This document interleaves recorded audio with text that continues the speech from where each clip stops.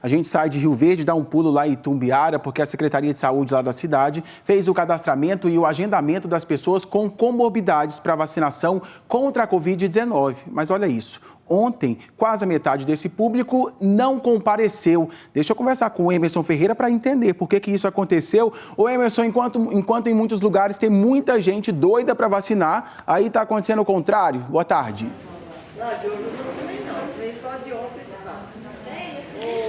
Pois é, Tiago, boa tarde para você, boa tarde para todos. Não pode, né? E não pode acontecer isso. Ontem foram convocadas, Tiago, 320 pessoas para se vacinarem, pessoas que deixaram documentação e que foram aprovadas com todos os critérios, né? E 36%, segundo a Secretaria Municipal de Saúde, não compareceu. Mais de 100 pessoas que não veio se vacinar, viu? Eu estou no ponto de vacinação aqui no Colégio Dom Veloso, por aqui tudo pronto, porque hoje a vacinação continua. Mais 200 pessoas, segundo a Secretaria Municipal de Saúde, foram convocadas para essa vacinação das comorbidades. A gente vai caminhar um pouquinho para cá, Tiago, para mostrar, porque a vacinação está quase começando. E já tem muita gente ali na fila aguardando. São pessoas que já fizeram uma espécie de um pré-cadastro, deixaram toda a documentação junto com o laudo, foi tudo conferido e essas pessoas, né, que tudo se enquadrou direitinho nas exigências, claro, essas pessoas foram convocadas para receber essa dose. Então hoje são cerca de 200 pessoas que vão receber essa vacina. A gente lembra que a vacina, a primeira dose, né, da AstraZeneca, que está sendo aplicada no público que tem comorbidades com idades entre 18 e 59 anos aqui no município. No sábado também teve vacinação desse público. Ontem foram convocadas 320 e hoje mais 200 pessoas. Amanhã o município está planejando fazer uma terceira chamada, já que muita gente está faltando, né? Como ontem 36% desse público faltou. Hoje a gente ainda não tem esse dado do número de faltantes, mas por enquanto a fila está bem cheia por aqui. Mas o município deve fazer uma terceira chamada amanhã para convocar essas pessoas que não vieram nesses 2 dias. E já na sexta-feira o município vai chamar também as pessoas que receberam a primeira dose da Coronavac até o dia 15 de abril para poder receber a segunda dose. E também, a partir de sexta-feira, serão chamadas as pessoas para a primeira dose da Coronavac. Esse público que será convocado a partir de sexta-feira são gestantes que já têm mais de 28 semanas de gestação e também as puérperas, que são mulheres que deram à luz aí nos últimos 45 dias. Então, a vacinação vai começar daqui a pouquinho, aqui em Itumbiara, nesse público de comorbidades, para quem já entregou a documentação na semana passada e estava com tudo ok, incluindo aí os documentos, né, e também o laudo comprovando a comorbidade. Então, o que a gente pede é isso, as pessoas que foram selecionadas, que cumpriram esses requisitos, que venham aqui para se vacinar. É importante comparecer, né, Tiago? Com toda certeza. E sabe uma boa aqui? Eu estou pensando que o exemplo arrasta, né? Você que já vacinou aí de Itumbiara, liga para quem ainda está com medo, porque tem muitas fake news circulando, né? Então liga lá, fala que a vacina é importante, que a ciência é importante, para a gente se ver livre, para a gente ficar livre desta pandemia logo, logo. Obrigado por sua participação, ô Emerson, até mais. E atenção, grávidas e puérperas com comorbidades de Jataí.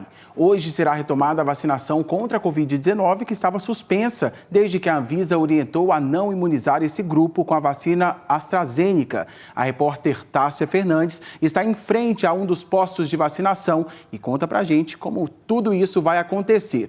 Agora tem vacina de outro laboratório, né, Tássia? Boa tarde.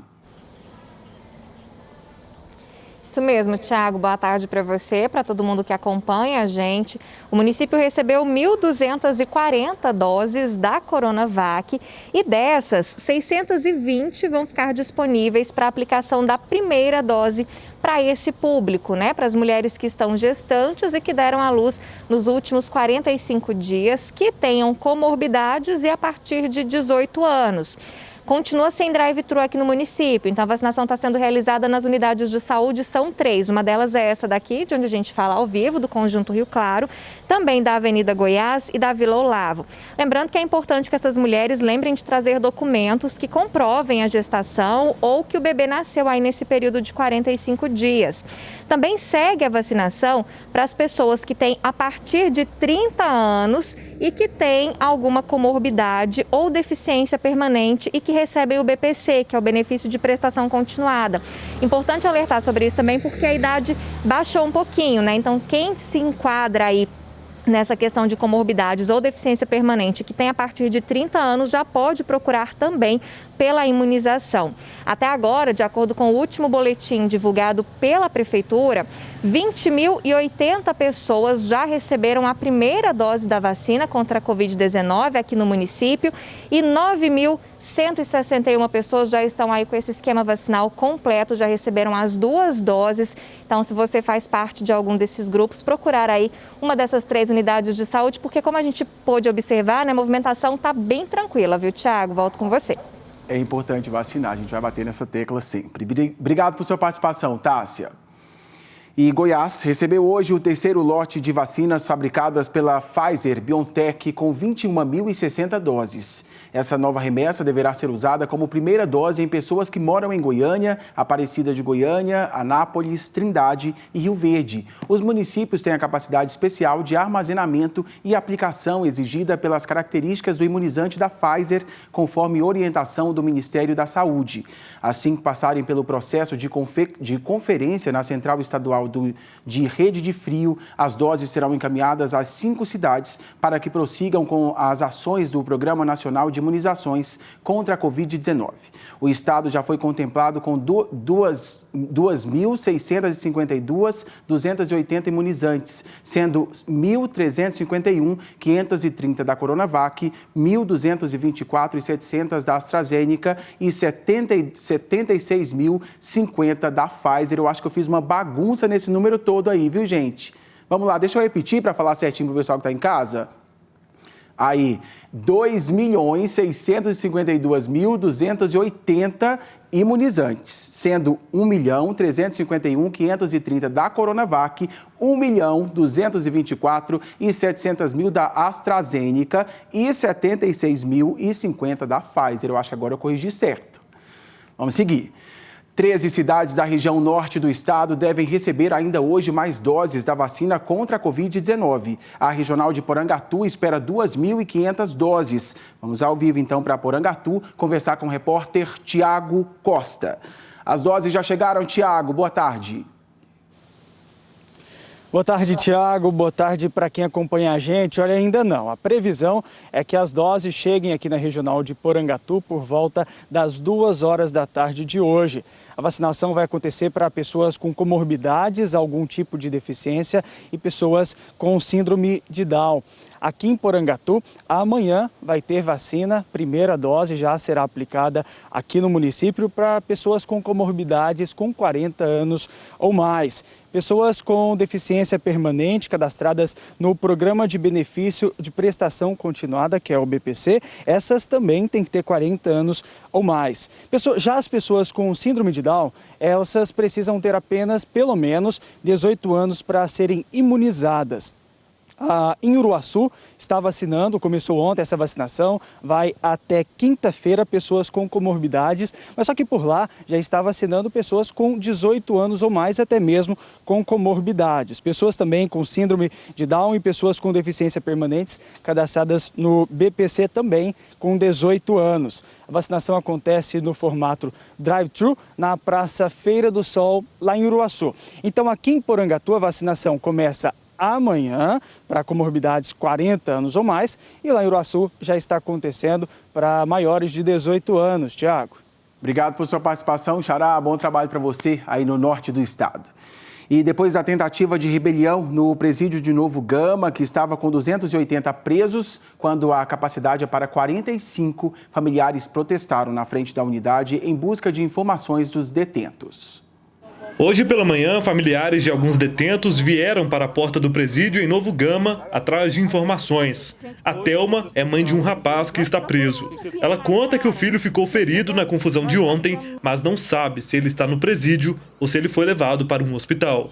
Ninguém passa nada para a gente. Ontem eu saí daqui meia-noite sem saber notícia nenhuma. Estou até agora sem notícia dele. A nossa equipe tentou falar com algum responsável pelo presídio, mas um agente informou que não estava autorizado a passar informações. De acordo com a Diretoria-Geral de Administração Penitenciária, o que aconteceu aqui foi um motim que teve início por volta das 11 horas da manhã desta terça-feira. Os presos pediam o fim da superlotação do presídio, que tem capacidade para 45 detentos, mas estava com 280. Ainda de acordo com a DGAP, a transferência dos presos aconteceu ainda na noite de ontem. Eles foram levados para os presídios de Lusiânia e também de Águas Lindas de Goiás. Nossa equipe acompanhou parte dessa transferência. A confusão foi maior no começo da tarde, quando era possível ouvir gritos dentro da unidade.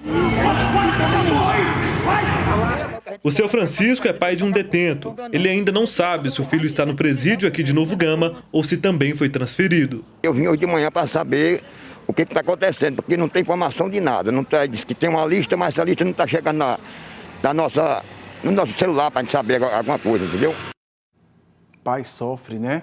Para informações sobre os locais de transferências dos detentos, o telefone é o 61 3622 6909. Em Jataí, a Polícia Rodoviária Federal apreendeu um caminhão carregado com quase 30 toneladas de madeira com documentação falsa. A carga seria vendida de forma clandestina no Distrito Federal. O caminhão lotado com vários tipos de madeira tentava chegar em Brasília. Na capital federal, a carga de quase 30 toneladas seria revendida de forma clandestina, já que a madeira não tinha origem legal. Como a gente não tem o documento, né, não sabe exatamente de onde veio, não sabe as informações verdadeiras, ela pode ter qualquer origem, mas pode sim ser de desmatamento, ou seja, que às vezes não era nem para ter sido tirada de lá. Mesmo circulando durante a noite na tentativa de escapar da fiscalização, o caminhão foi parado em Jataí, na BR-364.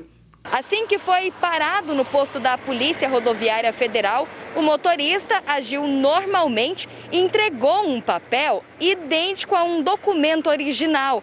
Mas a farsa não durou muito tempo. Depois de consultar os dados, a polícia descobriu que todas as informações eram falsas. Ao pegar a documentação necessária, que é o DOF, o documento de origem florestal e a nota fiscal, elas aparentemente estavam boas, estavam verdadeiras, mas é necessário sempre consultar no site.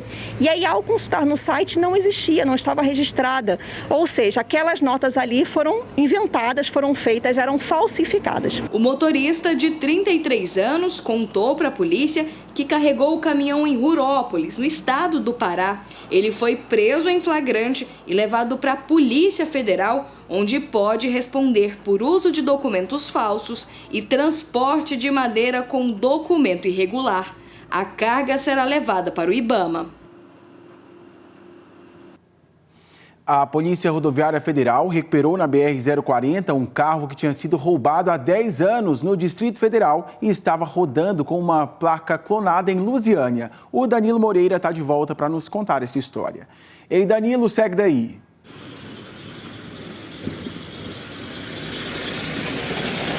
Pois é, Thiago, essa é uma história que trouxe uma dor de cabeça danada para uma moradora lá do Distrito Federal, viu? Isso porque ela procurou a Polícia Rodoviária Federal reclamando, dizendo aí que estava recebendo diversas multas em locais que sequer havia passado. Ela disse também que procurou outros órgãos lá no DF, mas que ninguém a ajudou. Aí os agentes da Polícia Rodoviária Federal resolveram intensificar as abordagens na BR-040 em Santa Maria, onde fica o posto da PRF, principal rodovia que dá acesso do Distrito Federal até a região do entorno.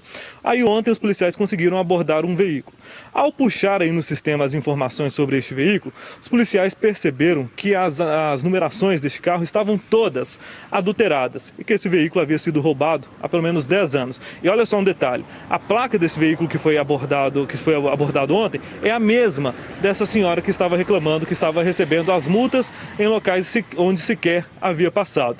Aí os policiais questionaram a condutora desse carro, as informações aí desse veículo. Ela disse que comprou esse carro aqui em Lusiânia, que pagou R$8.000, um valor bem abaixo de mercado, e que pagou barato por ele porque as documentações estavam atrasadas e existiam vários débitos abertos. Essa mulher, claro, foi presa, ela vai responder agora por receptação e o veículo foi apreendido. Agora, essa mulher que mora lá no Distrito Federal, né, a vítima que estava recebendo essas multas, ela vai ter muito trabalho para limpar o nome dela aí, porque agora são várias multas aí que acabaram ficando no nome dela por conta desse carro que estava clonado, viu, Thiago? Com você.